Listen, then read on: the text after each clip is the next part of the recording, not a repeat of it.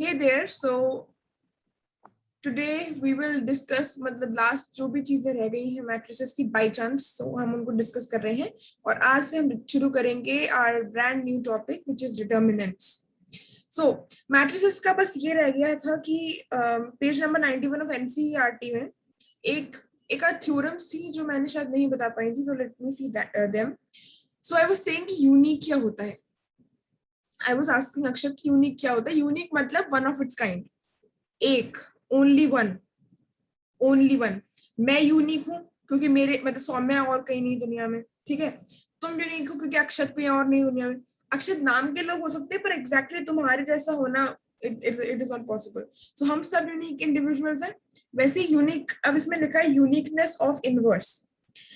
क्या बोल रहे हैं ये कि बाय चांस ए मैट्रिक्स थी मेरे पास, इसका मैंने ए इनवर्स निकाला, तो जो भी निकल के आएगा, ये जो भी निकल के आएगा वो यूनिक होगा, मतलब एक ही होगा। ऐसे नहीं पॉसिबल है कि एक ही मैट्रिक्स के 4-5 इनवर्सेस निकल रहे हैं। एक मैट्रिक्स का एक इनवर्स निकलता है और ये वाला जो इनवर्स निकलेगा इसका इनवर्स ये वाली मैट्रिक्स होगी। तो समझ में आया कि क्या होता है यूनिकनेस ऑफ मैट्रिक्स। यस दीदी। Sorry, uniqueness of inverse. अब देखो इसमें लिखा है प्रूफ। प्रूफ तो सिंपल सा है, मतलब देखो अगर मतलब इसको देखें, अगर अपन लेट ए बी, ए हमने ऐसे मान लिया Aij be a square matrix of order m, ठीक है, ये एक स्क्वायर मैट्रिक्स है ऑर्डर m। तो if possible let B and C be two inverses of matrix. मतलब इसमें क्या बताने, ये कैसे प्रूफ करना चाहता है। हमने इसको, मुझे याद नहीं आ रहा क्या बोलते थे, पर ऐसे होता है कि जैसे हम बोल रहे हैं ना कि यूनिक ही है, एक ही है, तो अब इसमें ये दो लेके बताएगा और ये प्रूव कर देगा कि वो दोनों सेम ही आएंगे। तो हम ऐसे करेंगे कि एक ही बताने के लिए दो लेंगे और उनको सेम प्रूव कर देंगे। तो इस तरीके से इसने किया है। तो इसने सपोज कर लिया कि बी एंड सी दो इनवर्सेस निकल गए बाय चांस गलती से इस पर्टिकुलर मैट्रिक्स के, है ना। अब if possible let b and c be two inverses of a, we shall show कि हमें ये शो करना पड़ेगा कि b और c बराबर है, तब जाके प्रूव होगा कि ये यूनिक होगा। अगर ये दोनों सेम होंगे इसका मतलब एक ही इनवर्स है इसका, और ये हमें प्रूव करना है। तो देखो since b is the inverse of a, अब एक एक करके लो, b अगर इनवर्स है a का तो A B is equals to B, क्या आ जाएगा,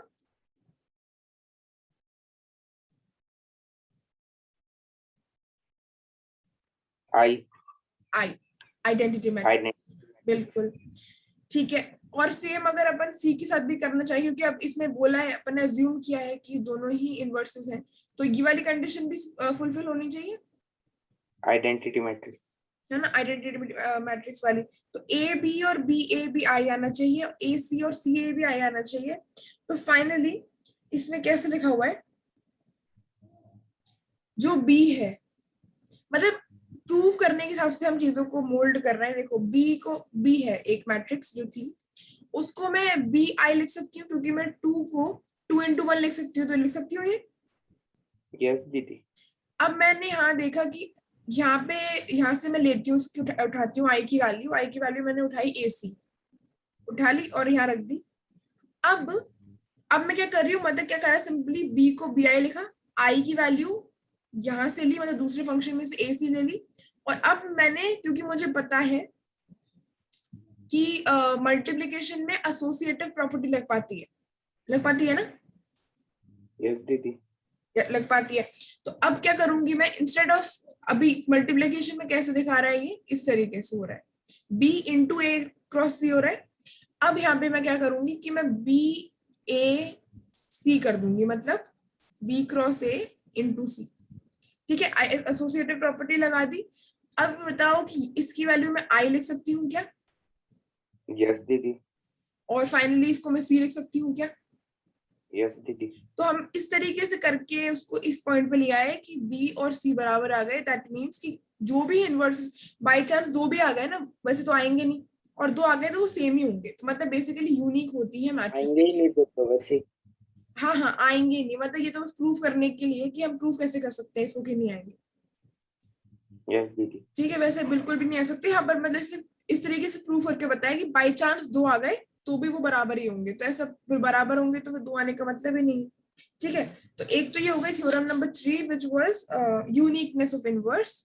ठीक है, now let us move to our second type of theorem, fourth theorem जो इसमें लिखी हुई है वो भी देख लेते हैं. I think it is the last thing that we have to do in this chapter.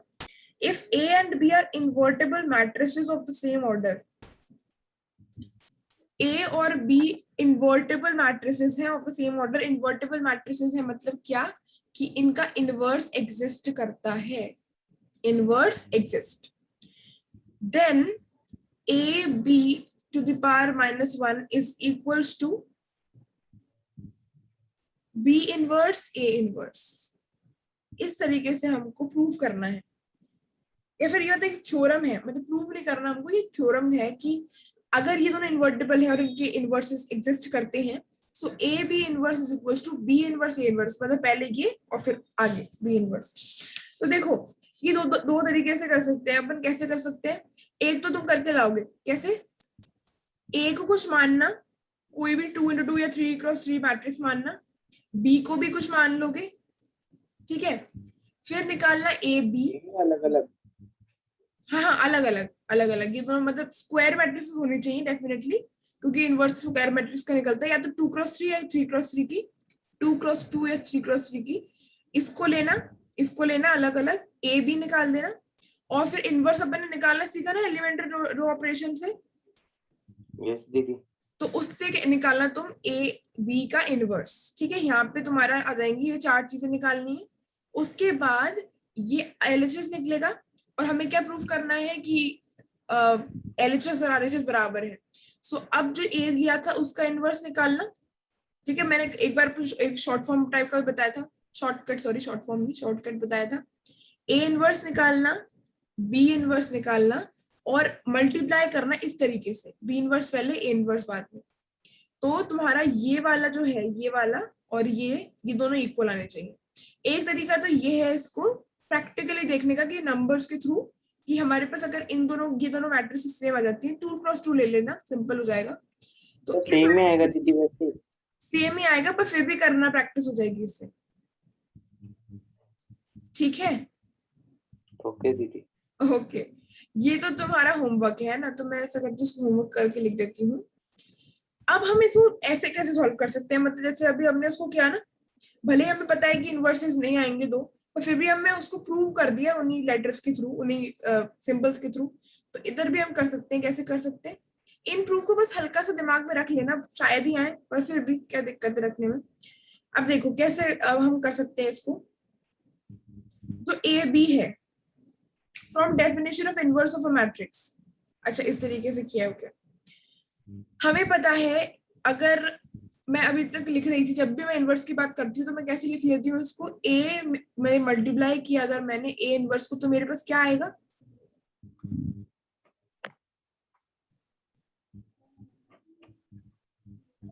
क्या दीदी? ए में अगर मल्टीप्लाई करूंगी ए इनवर्स तो क्या आएगा? ए में ए इनवर्स. मल्टीप्लाई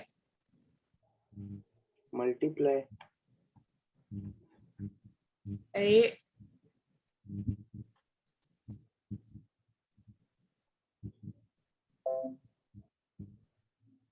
1 आएगा ना? हाँ दीदी, 1. ओके.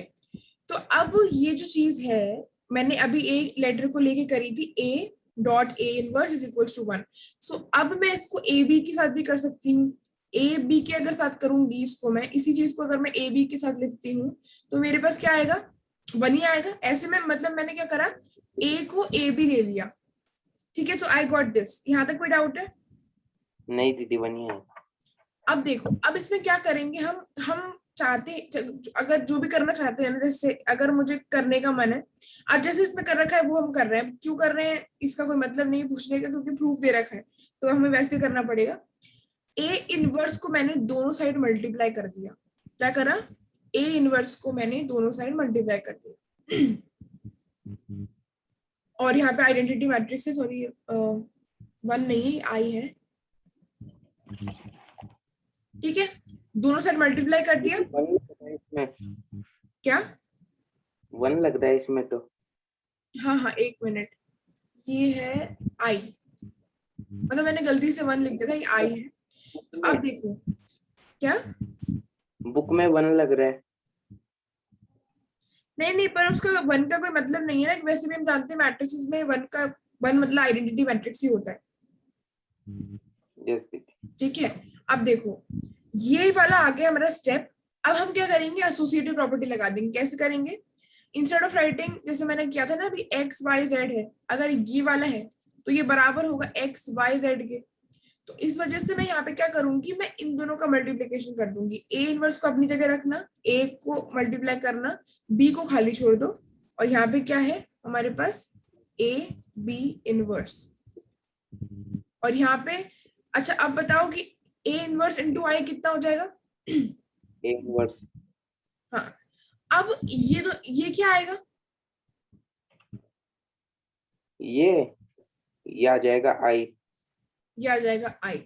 आई भी आ गया और यहाँ पे ए बी इनवर्स चल ही रहा है, और ये आ गया A inverse. A inverse. Cool. अब बताओ कि इसे मैं क्या लिख सकती हूँ, इसको बी। बी। तो बी ए बी है, इनवर्स। ए बी इनवर्स है, ए इनवर्स है ना। अब इनने क्या किया है, अब देखो अभी ए इनवर्स मल्टीप्लाई किया था, अब यहाँ पे कर दिया बी इनवर्स मल्टीप्लाई। अब देखना उससे क्या होगा। हम क्या चाह रहे हैं कि हमें हमें क्या मिले, हमें देखो हमें चाहिए था, हम क्यों कर रहे हैं ऐसा वैसे, कोई तो रीजन होगा। क्योंकि हमें ये चाहिए एलएचएस में, एलएचएस में हमें क्या चाहिए, ए बी इनवर्स चाहिए। Inverse A inverse. बिल्कुल, अब ए बी इनवर्स अगर मुझे एलएचएस में चाहिए तो जो भी एक्स्ट्रा में है, जैसे मैंने ये लिया था, अब ए बी इनवर्स मुझे चाहिए और मुझे इसको भगाना है। अब इसको मैं कैसे भगा सकती हूँ, इसको मैं ऐसे भगा सकती हूँ कि पहले मैं ए इनवर्स से मल्टीप्लाई कर दूं ताकि ये 1 हो जाए, और फिर मैं बी इनवर्स से मल्टीप्लाई कर दूं ताकि ये 1 हो जाए। तो उसी तरीके से हम थोड़ा आगे बढ़ रहे हैं। अब देखो बी है, बी रह गया, ए इनवर्स चला गया, बी इनवर्स मल्टीप्लाई करेंगे अगर हम, तो देखते हैं क्या मिलेगा। दोनों साइड करना पड़ेगा, पर ये बात याद रखना। और एक और चीज याद रखने वाली है, एक और चीज, कि हम जहां पोजिशन मैटर्स इन मैट्रिसेस और स्पेशली इनवर्सेस में, पोजीशन कहाँ पे हम लिख रहे हैं वो मैटर करती है। अगर मैंने यहाँ पे ये ए इनवर्स यहाँ लिखा है ना इधर साइड, तो मुझे यहाँ पे भी लिखना पड़ेगा। आई था तो मैं इधर भी लिख सकती थी, मतलब इधर, पर नहीं नहीं लिख सकती, बिल्कुल भी नहीं। मुझे लिखना तो वहीं पड़ेगा जहाँ पे इसको लिखा है। ठीक है, अब बताओ कि मैं यहाँ पे ऐसे लिख सकती हूँ क्या, यूं? यस दीदी। नहीं लिख सकती, क्यों? बी इनवर्स आएगा पहले। बी इनवर्स पहले आएगा, क्योंकि यहाँ पे भी बी इनवर्स पहले है।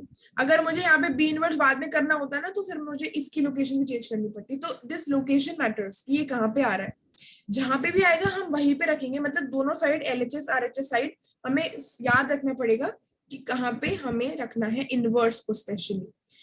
इन दोनों से क्या, नहीं नहीं सॉरी, इन दोनों का नहीं करा हुआ इन लोगों ने, अच्छा कराया क्या, ओके।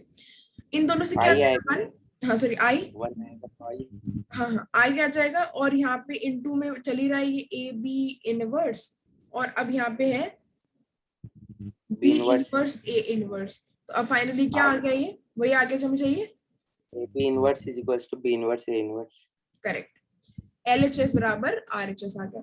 तो इस तरीके से हम इसको मतलब प्रूव कर सकते हैं। एक बार ए इनवर्स मल्टीप्लाई कर दो, एक बार बी इनवर्स मल्टीप्लाई कर तो ए भी बन जाएंगे, और हमारे पास जो रह जाएगा वो है बी इनवर्स ए इनवर्स। या फिर एक बार इससे होमवर्क करके लाना, ताकि तुम्हारी एक बार प्रैक्टिस हो जाएगी इनवर्सेस की। 3x3 से भी कर लेना, 2x2 से भी कर लेना, जितनी प्रैक्टिस करोगे उतना बढ़िया रहेगा। ठीक है, ओके दीदी। अभी तो मुझे याद आ रहा है कि इतना ही था, बस हो गया। है ना। तो फिर ठीक है,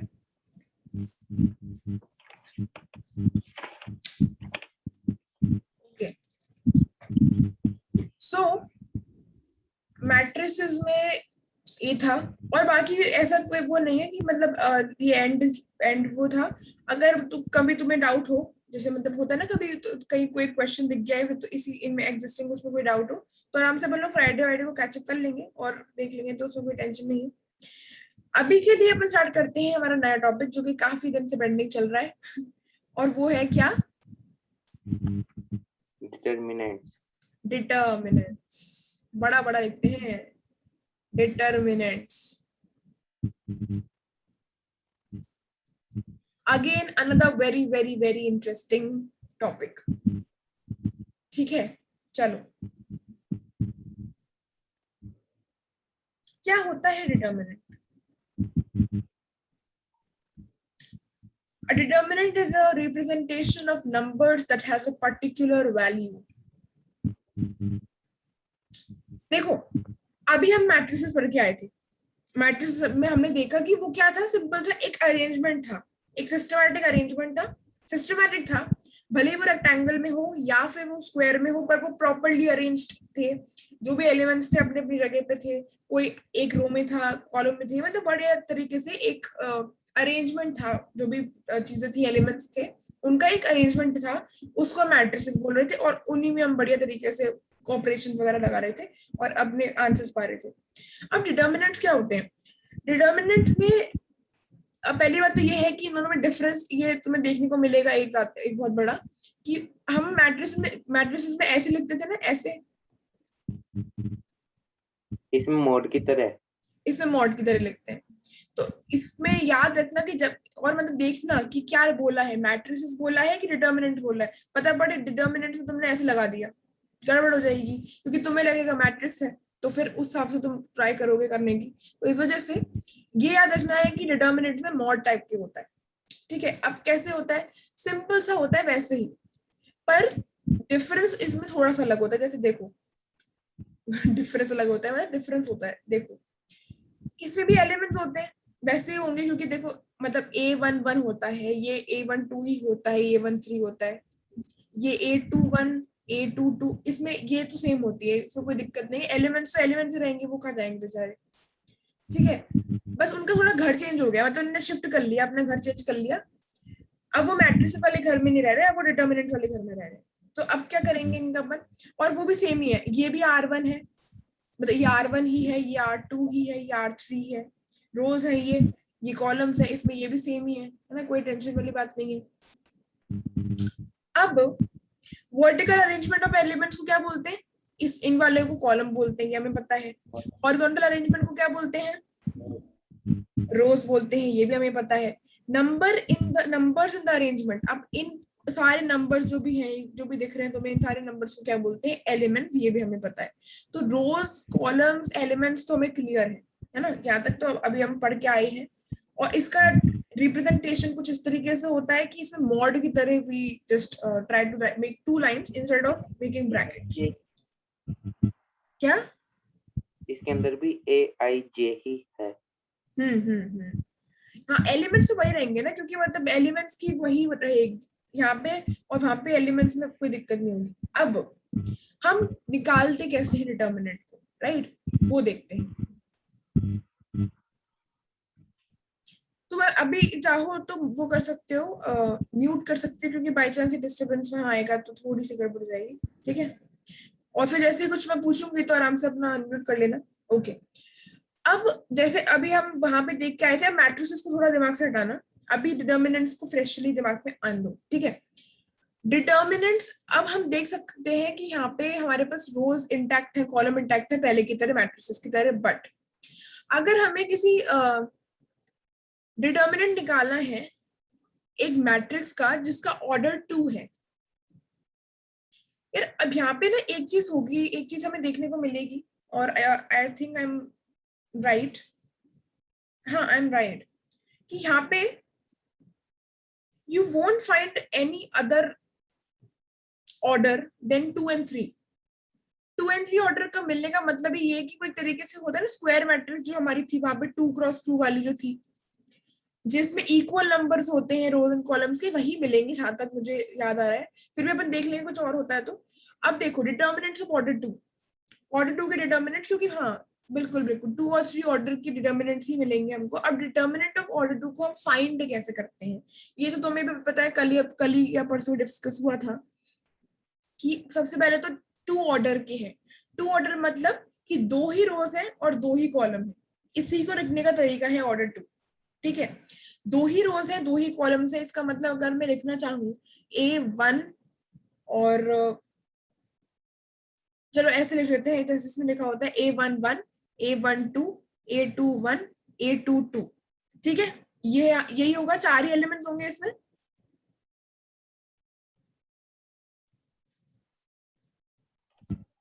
कैसे दीदी? है ना, 4 एलिमेंट्स होंगे। तो if we have to find out the determinant of order 2, तो हमें किस तरीके से निकालना है, ये हमें ढंग से पता है कि सबसे पहले हम मतलब हमें क्रॉस मल्टीप्लिकेशन करना होता है। सो क्रॉस मल्टीप्लिकेशन हम कैसे करते हैं, सबसे पहले तो ऊपर से नीचे आते हैं, ऊपर से नीचे आते हैं, जो भी आता है हमारे पास A11 और मल्टीप्लाइड बाय A22, दिख ही रहा है हमें A11 मल्टीप्लाइड बाय A22, जो भी है यहाँ पे वो ठीक है, माइनस कर देते हैं। ये बहुत इंपॉर्टेंट है यहाँ पे जान लेना कि हम डिफॉल्ट माइनस लगाते हैं यहाँ पे, ये जो है ना ये बीच का साइन ये माइनस ही लगता है, जैसे वहां पे मल्टीप्लिकेशन में क्या उसमें प्लस था इसमें माइनस। बिल्कुल, उसमें मल्टीप्लिकेशन मैट्रिक्स मल्टीप्लिकेशन में बीच में हम प्लस लगा दिए थे डिफॉल्ट, इसमें माइनस लगाएंगे डिफॉल्ट। तो ये बात बहुत याद रखने वाली, क्योंकि इसमें कभी कभी गड़बड़ हो जाती है। तो ये माइनस लगेगा, और एक बार ऊपर से नीचे आ गए, अब इस वाले को लो, मतलब अब नीचे से ऊपर जाएंगे, 2 एलिमेंट बचे, एक बार ऊपर से नीचे आ गए फिर नीचे से ऊपर जाएंगे। तो नीचे से ऊपर जाने पे क्या होगा कि जो दो पहले तो देखो ये डायगोनल एलिमेंट जो है ना वो मल्टीप्लाई हो जाएंगे, A11 और A22, और फिर जो दूसरी डायगोनल के एलिमेंट्स है वो मल्टीप्लाई हो जाएंगे, A21 एंड A12। तो इस तरीके से हम क्या निकालते हैं, डिटर्मिनेंट ऑफ ऑर्डर 2। ठीक है, ये होता है तरीका to find out the determinant of order 2। The value of determinant of order 2 is evaluated by cross multiplication. यहाँ हमने कैसे निकाला है, क्रॉस मल्टीप्लाई करके। तो क्रॉस मल्टीप्लिकेशन से हम कैसे क्या करते हैं, डिटर्मिनेंट निकाल लेते हैं ऑर्डर 2 का। ऑर्डर 2 का डिटर्मिनेंट इसलिए बहुत ही सिंपल होता है क्योंकि क्रॉस मल्टीप्लिकेशन हम पहले भी करके आ चुके हैं। तो यहाँ तक कोई डाउट है अक्षत? नो दीदी। Okay, अब quickly tell me that what would be the determinant। तो एक क्वेश्चन है तुम्हारे लिए अभी, दो है रादर। फर्स्ट है cos q sin q minus sin q cos q। ठीक है, ये वाला एक डिटर्मिनेंट है, इसकी वैल्यू निकालो, निकालना शुरू करो, तब तक मैं दूसरा लिख रही हूँ। 4 3 1 -3, so it is not -3 -2।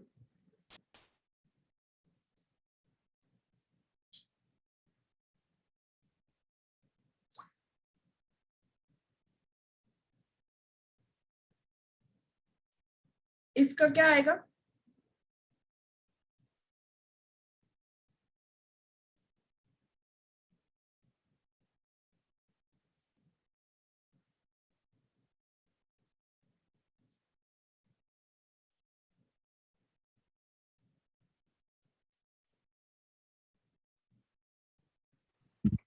cos square q cos square q minus minus minus plus हो जाएंगे यहाँ पर, बिल्कुल sin स्क्वायर q।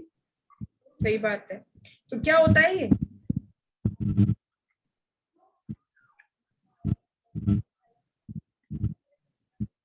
इसकी कोई वैल्यू होती है? यस दीदी। क्या 1 होती है, 1।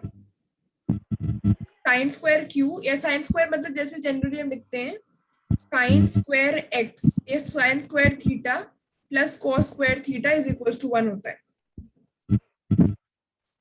और ये कुछ ट्रिग्नोमेट्रिक फंक्शंस है, मतलब कुछ चीजें होती हैं ट्रिग्नोमेट्री में जो याद करनी बहुत इंपॉर्टेंट होती है, मतलब क्योंकि हम यहाँ पे फिर रुक जाएंगे तो फिर आंसर अधूरा रह जाएगा, है ना। तो इस वजह से एक बार मैं तुम्हें कुछ भेज दूंगी, कुछ फॉर्मूले की लिस्ट टाइप की, तो तुम एक बार याद कर लेना उनको, ठीक है। 1 नहीं लिखेंगे तो गलत, क्या 1 नहीं लिखेंगे तो गलत?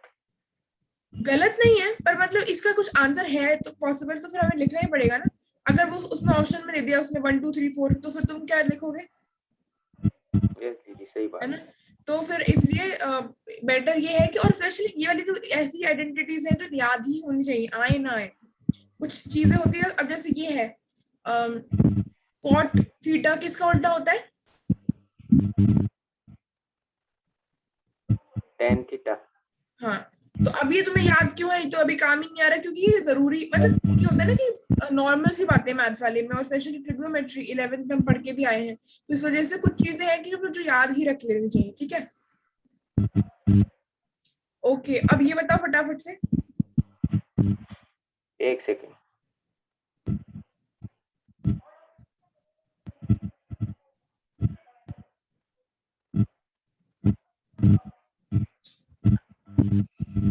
इलेवन 8 प्लस -8 -3 प्लस 3 प्लस 4 -8 -3 तो होगा, हाँ दीदी यही होगा। है ना? तो -11 आ गया ना answer. Yes. Okay, so we have got our answer is -11।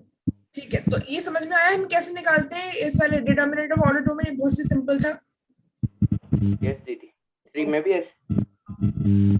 क्या 3 में? 3 में? अब बताते हैं। अपना म्यूट कर लो 2 मिनट माइक, पहले मैं बताती हूँ फिर पूछूंगी। Okay, determinant of order 3। Okay, कैसे निकालेंगे? कैसे कैसे कैसे? देखो, बहुत ही आसान है। मतलब हम उतनी ही आसानी से निकाल लेंगे, उतनी ही आसानी से जितनी आसानी से कृष्णा ने गोवर्धन पर्वत उठा लिया अपनी छोटी सी उंगली पे। तो हम बहुत ही आसानी से निकाल लेंगे इसको, एक बार आ गया तो। देखो, डिटर्मिनेंट ऑफ ऑर्डर 3 है ना, डिटर्मिनेंट ऑफ ऑर्डर 3। सो ये है हमारे पास, इस तरीके से हम बनाएंगे। डेफिनेटली अगर थ्री ऑर्डर की डिटर्मिनेंट है तो हम इसी तरीके से बनाएंगे 9 एलिमेंट्स के साथ। अब हम इसमें कैसे निकालते हैं? इसमें भी क्रॉस मल्टीप्लीकेशन होता है, बिल्कुल होता है, पर कैसे होता है ये हमें ध्यान रखने वाली बात है। Just for your the sake of मतलब क्लैरिटी, इस तरीके से होता है। जो भी यहाँ पे होगा, मतलब देखो इसमें ये वाले जो है 1 2 3, ये वाले जो हैं इनको हम बारी बारी रखते हैं। और ये वाले जो है, जब इसको रखा, ठीक है, जब मैं इस वाले को रख रही हूं तो क्या करूंगी मैं? व्हेन आई एम कीपिंग इस, मतलब जैसे पहले मैं लिख देती हूँ कि मैं क्या बताना चाह रही हूँ, देन आई विल एक्सप्लेन, तो उससे ज्यादा अच्छे समझ में आएगा। 2 2 2 3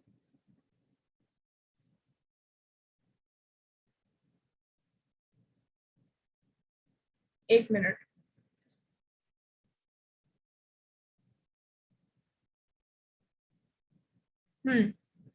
2 2 2 3 3 2 3 3, ठीक है। -A1 2 2 1 2 3 3 1 3 3 plus A1 3 A 2 1 2 2 3 1 3 2. So before my explaining that what is happening here, would you like to try, Akshat?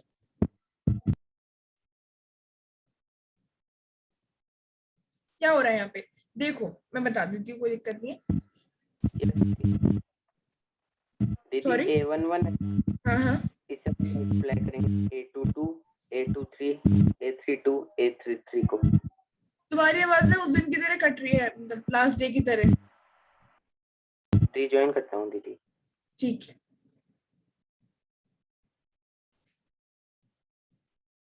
Okay, so just let me okay, so हाँ क्या बता रहे थे? A11 से अपन मल्टीप्लाई करेंगे A22 A23 A32 A33 को, right. और A12 से A21 A23 A31 A33, और इन और A13 से करेंगे A21 A22 A31 A32।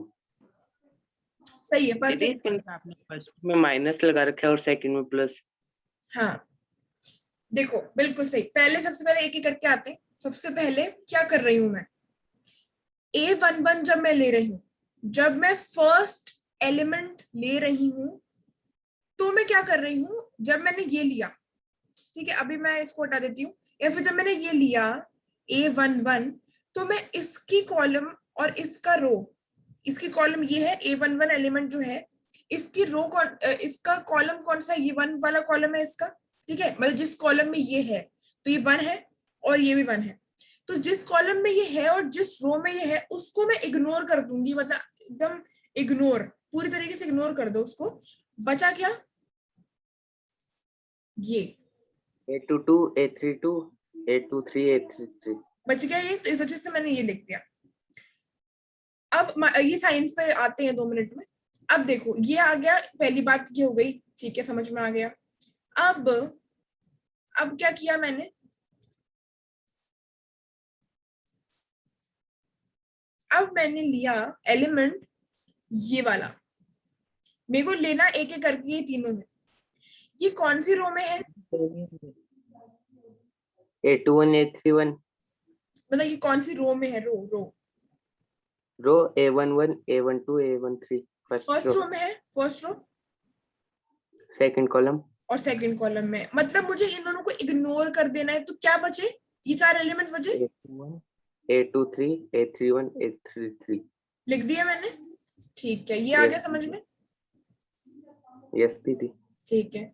अब क्या बचा, अब मेरे पास बचा है, मैंने गलती से वो रब कर दिया है, हाँ, अब मेरे पास क्या बचा है, मेरे पास बचा है ये वाला, ये इस रो में है और ये इस, सॉरी, ये इस रो में है और ये इस कॉलम में है, तो मुझे इन दोनों को इग्नोर करते हुए जो भी वैल्यू बची है उसको लिखना है। अब समझ में आया कि मैंने क्यों लिखा है ऐसे, यस दीदी। ठीक है। कमिंग टू साइंस, मतलब इस तरीके से तो मल्टीप्लाई करेंगे बढ़िया तरीके से, एक स्पेशल तरीका है यहाँ पे, इस तरीके से मल्टीप्लाई करेंगे कि भाई एक को लेंगे, उसकी रो और कॉलम हटा के 4 एलिमेंट जो बच्चे उनको लिख देंगे, है ना, और इसको मतलब इस तरीके से हमने 3 लिख दिए। अब देखो 2 क्रॉस 2 में क्या था, A11 A22 minus A12 and A21, तो दो ही थी ना, दो ही थे, 1 2 1 2, ठीक है, और क्योंकि वो दो ही थे, इस वजह से मैंने उन दोनों के बीच में डिफॉल्ट लगा दिया माइनस साइन। अब यहाँ पे अगर ये दो ही होते तो मैं माइनस साइन नहीं लगाती हूँ, माइनस साइन ही लग रहा है, पर जब थर्ड इंट्रोड्यूस हो गया तब मुझे उसमें प्लस साइन लगाना पड़ेगा। तो ये याद रखना कन्वेंशन कि 2 क्रॉस 2 या फिर 2 ऑर्डर वाले में एक ही होता है साइन जो कि माइनस होता है, और 3 क्रॉस 3 वाले में क्योंकि 3 कंडीशन बन जाती हैं, इस वजह से पहले वालों में माइनस जैसे कि इसमें भी होता है और दूसरे वाले में हो जाता है प्लस, ये भी डिफॉल्ट है, इसे याद रखना पड़ेगा, अगर माइनस प्लस की गलती करती तो खत्म, ठीक है। तो अब आई बात समझ में क्या से लिखा है मैंने, यस दीदी। Very good. तो पहले आ गई थी। अच्छा, ये तो बहुत बढ़िया है, ओके, है ना। तो डिटर्मिनेंट ऑफ ऑर्डर 3 की क्या बात कर रहे हैं हम कि भैया इस तरीके से करते हैं, इस ऑर्डर तरीके, 4 को भी ऐसे करते हैं? ऑर्डर 4, ऑर्डर 4 आएगा नहीं, चिंता मत करो, और बाई चांस आएगा वैसे तो आएगा नहीं, और फिर ऐसे देखते हैं, नहीं क्या तो कैसे करना है, क्योंकि मुझे भी याद नहीं रहा कि कैसे करते हैं ऑर्डर 4 का, ऑर्डर 4 को किया क्या कभी, order 4 16 elements, I don't seem to remember, मतलब याद तो आ रहा है कहीं तो किया था, एक आध क्वेश्चन किया था मुझे, पर मुझे अभी ढंग से याद नहीं आ रहा है, देखते हैं अगर वो देखते हैं कभी मिल जाता है वो क्वेश्चन तो। अच्छा अब क्या करना है, अब तो हमें पता है क्या करना है, इसे वैसे ट्रीट करेंगे जैसे हम 2 क्रॉस 2 के 2 ऑर्डर के डिटर्मिनेंट को ट्रीट कर रहे थे, तो क्या हो जाएगा, सिंपल क्रॉस मल्टीप्लीकेशन हो जाएगा, आ गया समझ। यस दीदी। तो ये तो बहुत ही अच्छी बात है, अभी वाला क्वेश्चन करके बताओ आंसर फटाफट। क्वेश्चन है तुम्हारे पास 2 1 0 4 2 1 6 3 2, 2 4 6 1 2 3 0 1 2, इसका डिटर्मिनेंट निकाल के बताओ। वैसे लिख लेना, अभी बिल्कुल भी ये बस सोचना कि अभी मैं एक आध स्टेप को खा जाता हूँ, नहीं नहीं बिल्कुल नहीं। अभी तो वैसे लिखो जैसे अभी अपन लिख के आए ना, एक बार लिखा उसके बाद एक ब्रैकेट लगा, वो लगाया डिटर्मिनेंट का, अच्छी तरह सॉल्व करो और बताओ कि क्या आंसर आएगा। टाइम लगेगा उसमें तो, क्या टाइम कंज्यूम होगा दीदी। टाइम कंज्यूम होगा? तो फिर ऐसा करते हैं अपन, मैं तुम्हें होमवर्क दे दूंगी, इसको अपन साथ में कर लेते हैं, ठीक है? ओके। नहीं है, मैं करके ही आऊंगा। नहीं नहीं, फिर वो बेचारे यूट्यूब वाले बच्चे, उनको भी तो बताना है ना एक बार। वो क्या करेंगे, पढ़ेंगे। नहीं नहीं, डिस्क्रिमिनेट नहीं करते, गलत बात। ओके, देख लो कोई बात नहीं, मैं तुम्हें होमवर्क खूब सारा दे दूंगी, तुम पूरे दिन करना डिटर्मिनेंट्स। तो 2 लिखना है मुझे, और क्या लिखना है अब बताओ, तुम बताओ फटाफट, बताते चलो। 2 3 1 2 वेरी गुड। अब डिटर्मिनेंट। माइनस अब plus. 4 minus 4 determinant 1 3 0 2 plus determinant 6 1 2 0 1। Fabulous. 2, अब मुझे इसको नॉर्मल की तरह करना है तो मैं लिख देती हूँ, देखो ये करेंगे हम, 2 2 4 माइनस 3, 2 माइनस 0। क्रॉस मल्टीप्लाई करेंगे। हाँ, जिसे हम डिटर्मिनेंट से भी निकाल के आए, 2 क्रॉस 2 में वही तो आई हाँ दीदी। है ना? तो वही है, मतलब इसको तो उसकी तरह, मतलब हमने क्या करा, एक बड़े को छोटे में ब्रेक कर लिया, क्योंकि ये तो हमें पता ही था, तो हमने उसको वैसे फॉर्म में ब्रेक कर लिया जो हमें पता था और इजी है। तो अब ये 1 क्रॉस 1 हो गया ये, और ये हो जाएगा 0 इसका। ठीक है, तो क्या आ गया, 2 1 4 2 6 1। तो 2 minus 8 plus 6 will come out to be minus 0। 6 plus 6 0। इसकी क्या वैल्यू हो जाएगी, डिटर्मिनेंट की वैल्यू हो जाएगी 0। तो this is how we will solve the questions. अब 2 क्रॉस 2 निकालना आ गया तुम्हें? यस दीदी। माइनस साइन याद रहेगा कि अगर 2 क्रॉस 2 है तो पीछे माइनस साइन लगेगा। यस दीदी। और 3 क्रॉस 3 निकालना आ गया? हाँ, पहले माइनस फिर plus. Very good, very good, very intelligent. Okay, moving ahead. अब एक चीज होती है इसमें, अब वो क्या होती है, देखो अभी ना मैं ये सोच रही थी कि इसमें डिटर्मिनेंट्स, अब देखो अब मैट्रिसेस करके आए हैं, तो हमारा दिमाग थोड़ा 12th की मैथ्स के लिए खुल गया है, थोड़ा सा खुल गया है, मतलब मान लो 10% खुल गया, ठीक है? क्योंकि अभी तो हम बिल्कुल 0 से स्टार्ट किए थे, पर हम मैट्रिसेस कर लिया, तो थोड़ा सा हमें कॉन्फिडेंस आ गया होगा तुम्हें भी कि तुम्हें आती है थोड़ी सी 12th की मैथ्स, है ना? पूरी। और ओ गॉड, भगवान। पूरी, बहुत बढ़िया। मतलब मैं ये कहना चाह रही थी कि instead of following the monotonous NCERT, NCERT में से हम सारे कॉन्सेप्ट देख लेंगे जो भी है उसमें पॉसिबल, होमवर्क भी पूरा करेंगे, पर instead of doing that we'll go to some, मतलब things which are not exactly in them. मतलब देखो उसके सारे कॉन्सेप्ट कवर करेंगे और उनके सारे क्वेश्चन भी कवर करेंगे, होमवर्क भी मिलेगा, सब कुछ होगा, पर अभी मैं हाल फिलहाल एनसीईआरटी में से नहीं पढ़ा रही हूँ। ठीक है, अब देखते हैं। तो यहाँ पे एकदम कुछ कुछ आएगा टॉपिक, तो उनको ध्यान से देखना, ठीक है? मैंने रिकॉर्डिंग स्टार्ट करी थी,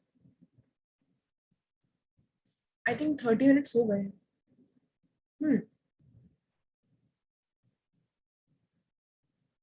ओके, नो वरीज, 5 5 10 ठीक है। ओके, अब देखो एक कॉन्सेप्ट देखो फटाफट, how to find area of triangle by determinant method. How to find area of triangle by determinant method. Sorry, मेरी राइटिंग थोड़ी सी अजीब आ रही है क्योंकि आज ये पेन भी थोड़ा अजीब सा हो रहा है।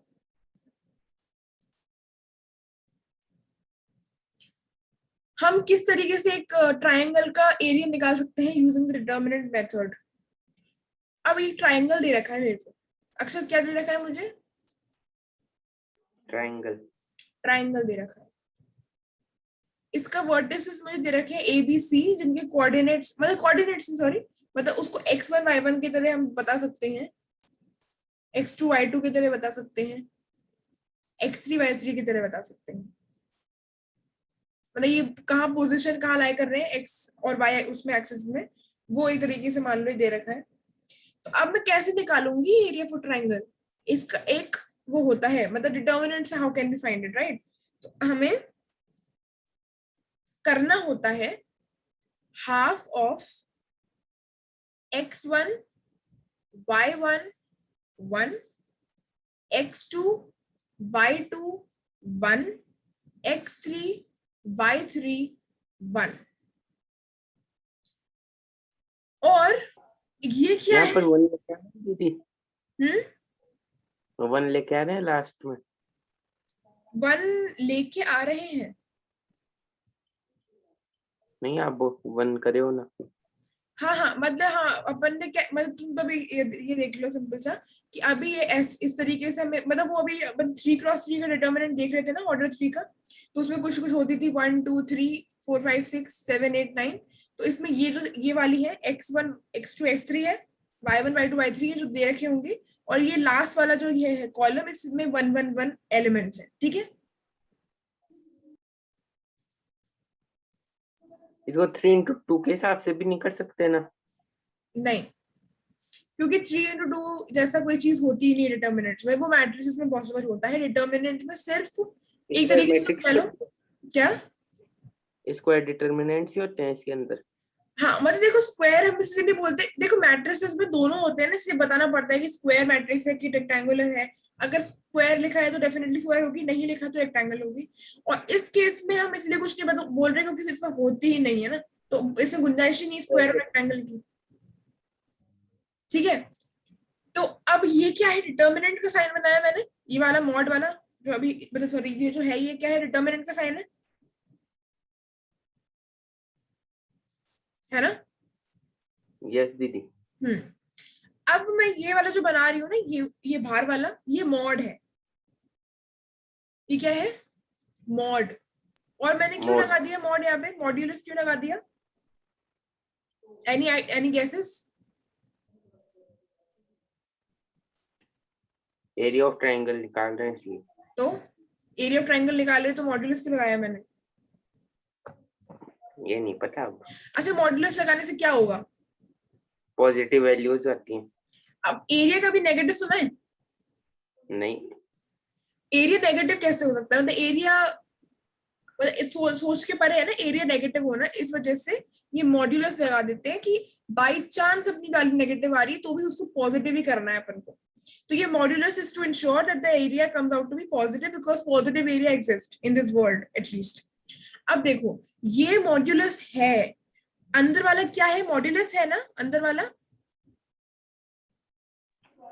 ये डिटर्मिनेंट। ये डिटर्मिनेंट है, तो ये याद रखना कि अंदर वाला डिटर्मिनेंट है, बाहर वाला मॉड्यूलस है, ठीक है। यस दीदी। तो इस तरीके से हम एरिया ऑफ ट्राइंगल निकाल सकते हैं।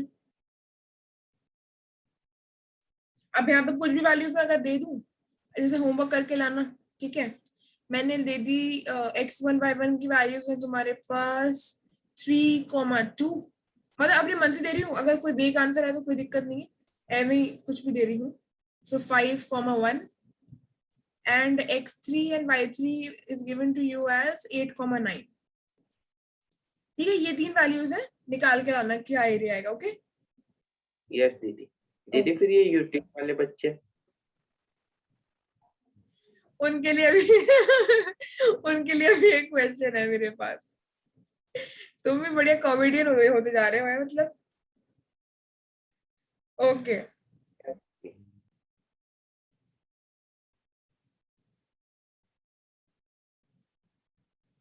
ठीक है, एक मिनट। हम्म सो अक्षत जी, आपके पास एक तो ये वाला होमवर्क है, होमवर्क मैंने एक और दिया था ना होमवर्क क्वेश्चन, वो इनवर्सेस वाला हाँ मैट्रिक्स चैप्टर में। मैट्रिक्स चैप्टर में दिया था ये वाला। एक तो ये होमवर्क है आपके लिए, एक ये होमवर्क है आपके लिए कि आपको ये निकालना है। एक और होमवर्क है छोटा सा, क्या होमवर्क है मैं ये लिख देती हूँ बड़ा सा क्वेश्चन भी जो है। दे दो, क्या? एक बड़ा सा भी दे दो। अच्छा हाँ दे चिंता मत कर। Let K be an integer, let k be an integer such that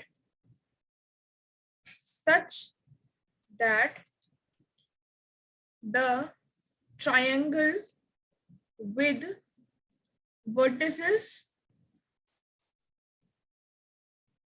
k comma -3k 5 comma k and -k comma 2 has an area 28 square units.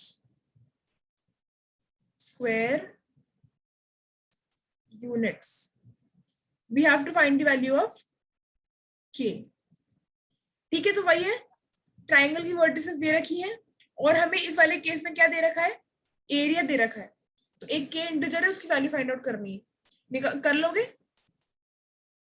Yes दीदी। गुड। इसको करके लाना। ये 3 होमवर्क तुम्हारे लिए क्वेश्चंस है, 1 2 एंड 3। ठीक है, तो ये k है -3k है, ये 5k है, ये -k2 और इसका एरिया है 28 स्क्वायर यूनिट्स, है ना। तो इसके अंदर भी पार्ट क्या? दीदी, इसके अंदर भी बाद में 1 1 नहीं लगेंगे ना? हाँ वो तो सब में सेम ये रखते हैं। बस इसमें याद रखना कि एरिया ऑफ ट्राइंगल दे रखा है, तो तुम्हें उस हिसाब से करना है, ठीक है। ओके,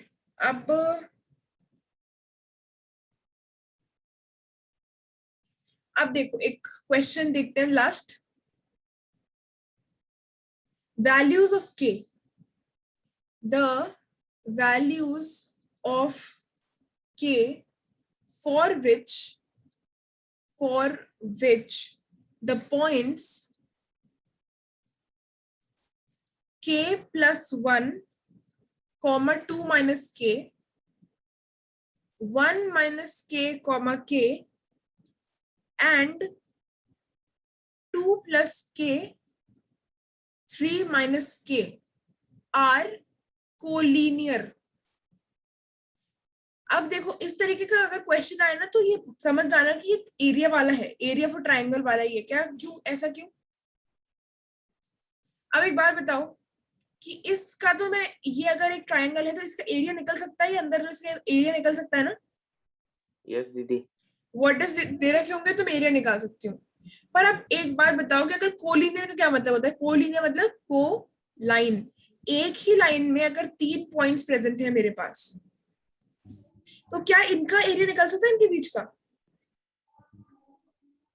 नहीं निकल सकता। डिस्टेंस निकल सकती है एक बार को, एरिया कैसे निकलेगा, एरिया तो पॉसिबल ही नहीं निकालना। तो इसमें क्या होता है, इस वाले केस में अगर लाइन की हम बात कर रहे हैं तो एरिया क्या हो जाता है, एक तरीके से एरिया इसमें क्या हो गया, 0 हो गया। यस दीदी। बस यही चीज क्वेश्चन में करने लायक, क्यों? क्योंकि अगर हमें पता चल गया कि एरिया, हमें पता है एरिया ऑफ ट्राइंगल क्या होता है। एरिया ऑफ ट्राइंगल होता है बड़ा mod of half determinant of x1 x2 x3 y1 y2 y3 1 1 1 determinant, और ये मॉड चल रहा है क्या। नहीं दीदी कुछ ही नहीं। अच्छा, तो x1 y1 x2 y2 x3 y3 are given to us, है ना। और 1 हमें पता है, हाफ हमें पता है, मॉड हम लगा देंगे, मतलब डिटर्मिनेंट सॉल्व करके मॉड जब लगा देंगे, और हमें फाइनली क्या बताया है कि कोलिनियर बोलते ही बता दिया है कि area of the triangle is equal to 0। So ये अगर हमें बता दिया, इस साइड का, एक साइड का बता दिया, तो दूसरी साइड की प्रॉब्लम सॉल्व हो गई हमारी। 1 मिनट, 1 सेकंड रुकना अक्षत। 1 मिनट तो रह गया। Okay, so as I was saying कि यहाँ पे एरिया 0 दे दिया है, तो 0 इज इक्वल्स टू सारी वैल्यूज आप पुट करना जो भी x1 y1 की है, ठीक है, ये वाली वैल्यूज पुट करना, और इवेंचुअली यहाँ पे मतलब यहाँ पे एक अननोन क्वांटिटी है जो कि k है, तो यहाँ पे हमें एरिया नहीं निकालना है, हमें k की वैल्यू फाइंड आउट करनी है, ठीक है। तो ये 4th क्वेश्चन है जो तुम्हारा होमवर्क है। तो 1 2 3 4 ये 4 क्वेश्चन एक मैट्रिसेस का और 3 जो डिटर्मिनेंट्स के हैं इनको करके लाना। तो डिटर्मिनेंट्स तो अभी मैट्रिसेस से इजी लग रहा होगा आई थिंक तुम्हें। यस दीदी, बहुत इजी। अब वो इजी नहीं है वो इजी नहीं है, अगर ये पहले पढ़ते तो हो सकता है ये भी टफ लगता है, पर वो इजी अब इसलिए लग रहा है क्योंकि दिमाग अब थोड़ा सा खुलने लगा है फॉर मैथ्स, ठीक है। तो ये तो अच्छी बात है। डिटर्मिनेंट्स तो आई थिंक ज्यादा चलने भी नहीं वाला है, तो जल्दी खत्म हो जाएगा। Okay, so is there any doubt in today's class? No दीदी, no doubt. Great. So for all the YouTube viewers, today we have just saw some leftover theorems of matrices, and after that we started a brand new topic, our chapter of determinants, and in that we saw that how can we calculate the determinant of order 2, then how we can calculate or find out the determinant of order 3. So they were very easy, and then we saw some questions and a concept by which we can find the area of a triangle using this concept of determinants. So this is all for today's video, and I hope this would have been beneficial for you. So we'll meet in the next one. Till then, take care. Bye bye.